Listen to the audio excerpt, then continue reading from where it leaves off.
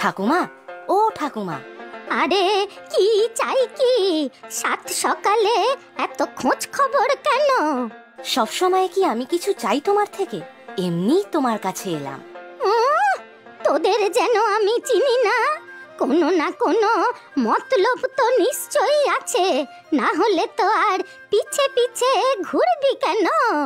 মোটেই না, আমি এমনি এসেছি তোমার কাছে। আমার ভালো ঠাকুমা, আমার সোনা ঠাকুমা, তোমার খোঁজ খবর নেব না আমি? এইবার ঠিক বুঝেছি, তোর কিছু না কিছু চাই চাই। কিচ্ছুটি হবে না, যা যা ভাগ। আমার কিছু চাই না, খালি আমাকে অবিশ্বাস করা। যাও, আর কথাই বলবো না তোমার সাথে। লাট সাহেবের নাতির আবার গোসা হয়েছে। ওসব করে মোটেও চিড়ে ভিজবে না। আমার কাছে কিচ্ছু নেই, আমি কিচ্ছু দিতে পারবো না বলে দিলুম। খুব বাজে ঠাকুমা তুমি, পচা ঠাকুমা, কিপটে ঠাকুমা। আমি কিপটে তো কিপটে, তাতে তোর কি?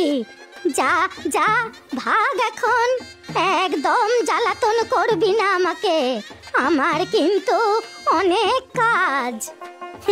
কাজ না হাতি। পথের ধার থেকে শাক পাতা তুলে এনে তো রান্না করবে, বাজারেও তো যাও না। শুধু কলমি পাতা, কচুর শাক এসবই তো খাও। পয়সা কি আর মাগনা আসে নাকি রে, যে বাজারে যাব? যে জিনিস রাস্তার ধারে বিনে পয়সায় পাবো, তা টাকা দিয়ে কিনবো কেন? এসব ফালতু খরচ আমি দু চোখে দেখতে পারি না।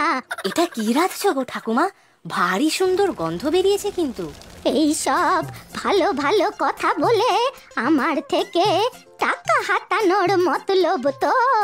না না, ও সবটি হবে না। আমি টাকা চাই না, কোনো জিনিসও চাই না। তাহলে চাই কি? বেড়াতে যেতে চাই। আমাকে বেড়াতে নিয়ে চলো না ঠাকুমা। বেড়াতে যাবি তো যা, চারিদিকে মাঠ রাস্তাঘাট তো আর কম নেই। গিয়ে ঘুরে চলে আয়।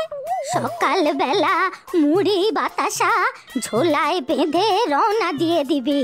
তারপর সন্ধ্যের সময় আবার বাড়ি ফিরে আসবি। এরকম নয়, বেশ দূরে কোথাও ট্রেনে বাসে করে যাব। থাকবো, খাবো, ঘুরবো, তারপর চলে আসবো। ওরে বাবা রে বাবা, এ তো বিশাল বড় ফিরিস্তি। শুনেই তো ভিড়মি